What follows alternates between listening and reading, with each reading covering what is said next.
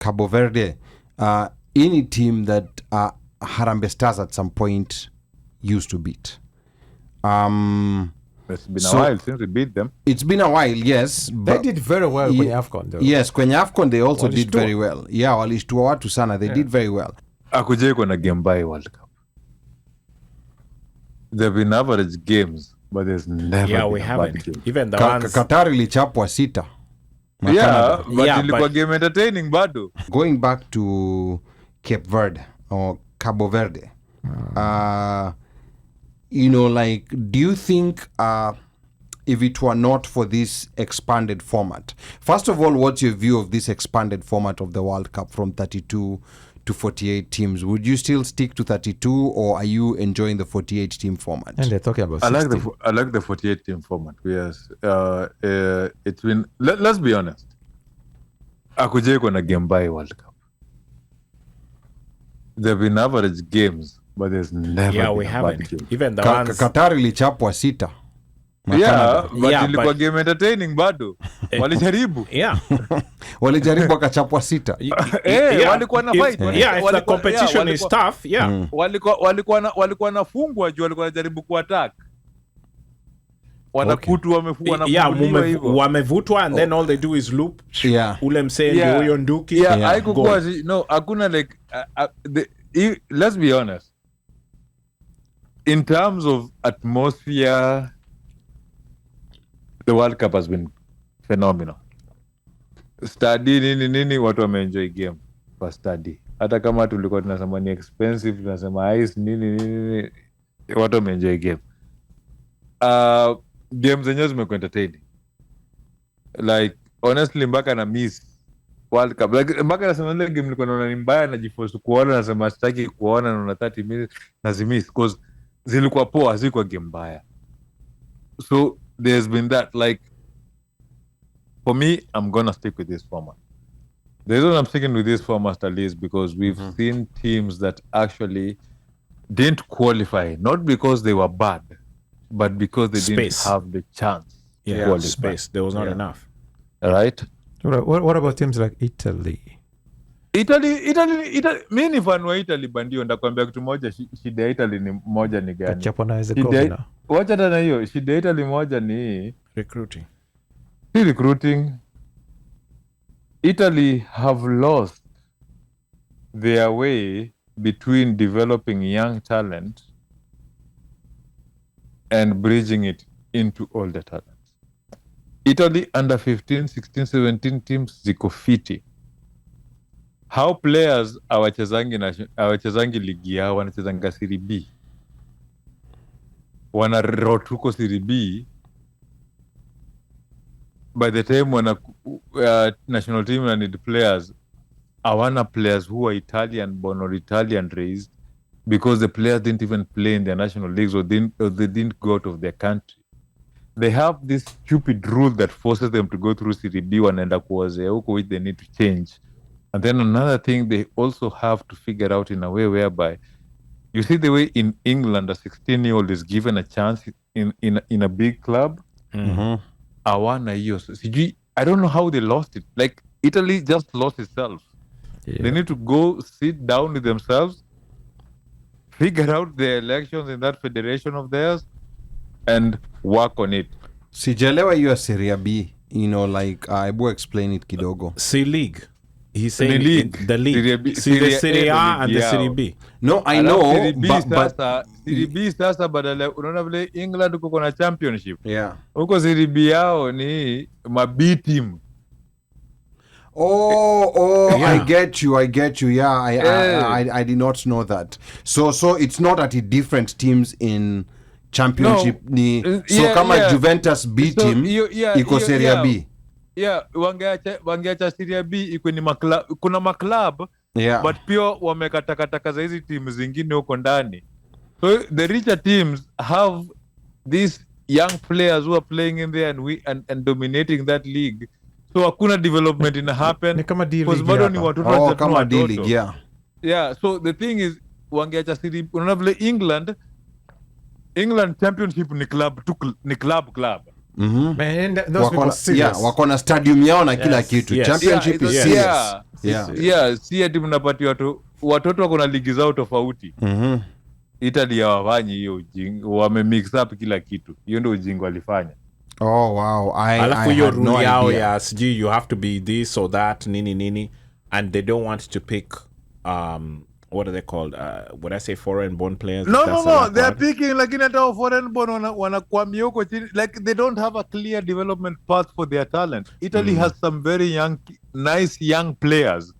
Those players that don't get a clear development path. Ni kama batoto ba Mungu. So Balotelli was the last chap standing.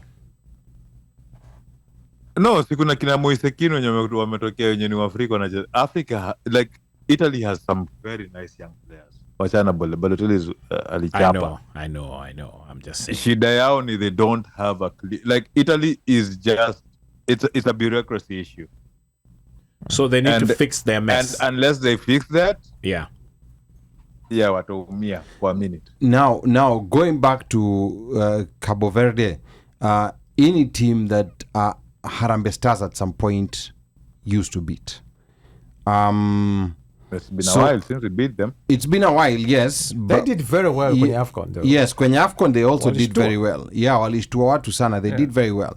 But what is it? But hata hiyo kitambo tukisema, it's barely like maybe 10 years ago that Harambee Stars ilikuwa inawachapa. But so my question is, what is it that they've done within such a short period of time that ikawawezesha kuwa very competitive, like in AFCON, and not only just in AFCON, but even in the World Cup? Mika? They've done what all the good African teams have done. And this is to answer Bandio's question. They went to the diaspora. You remember there's actually a player who plays in England. Ali approach you on LinkedIn. Yeah. Akafikiria ni joke. Yes. Yeah. But angekuwa sasa anachezea Cape Verde. Like ali approach you, alikuwa na friend joke. But the thing is this. We do know that there's no place where players are developed like in Europe. From a young age, you are being trained as a professional. Everything that you do is from your feeding, your sleeping, your playing, your training is all professional.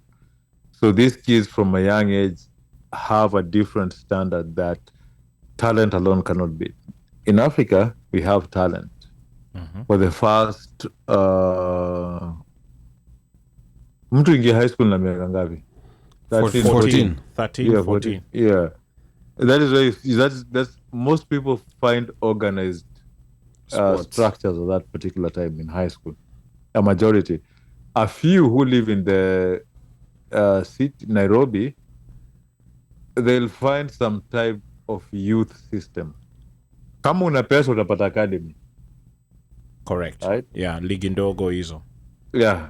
So majority of players in Africa get a structured system in high school. Yeah.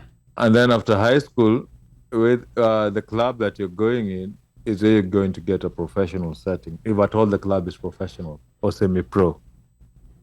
So what carries you the most is talent. And that cannot hack alone. Yes, somebody who's been training since they were 9 knows how to measure their runs, knows how to conserve their energies, knows how to read the game, knows how to adjust, like has been trained, like their level is so different. So the good African teams, what they did, they went to the diaspora and they took their team. Look at Morocco. So here's my other question. Look at Senegal. But going to the diaspora, is that the only thing that you can do, effectively recruit the diaspora to improve your team? There's no other thing that they did to their own, internal football within Cape Verde. Internally, you make your structures work also. You make your structures whereby, because the people you're bringing are professional, right? They need professional standards to continue operating also. So you have to also zile corruptions za kuiba pesa kwenye watu place ya kulala, all that needs to go. For your league also, you also have to figure out in a way whereby, okay, fine, the diaspora is going to be a small fix. It's going to be a temporary fix. Yes, it's going to be it's going to be there, but you also have to work about your future development. Now, for now, they had a target on getting to the World Cup, getting to the tournament, and doing the same, and getting fine in the tournament. It's the same thing Kenya is doing right now. If you look at the Harambee Stars that's playing right now, it's 60-70% diaspora. Players who are born in England, Germany, and Australia. Like players who, and they're playing in Division 2 in England, and slowly building with that team. It's the same thing with Cameroon. In Ambuemo, they're French. They were brought in, and slowly Cameroon is building a team for this AFCON and the next World Cup. So it's a thing whereby African countries have realized that we do have these second generation, first generation players who are being raised in that environment of making them more professional.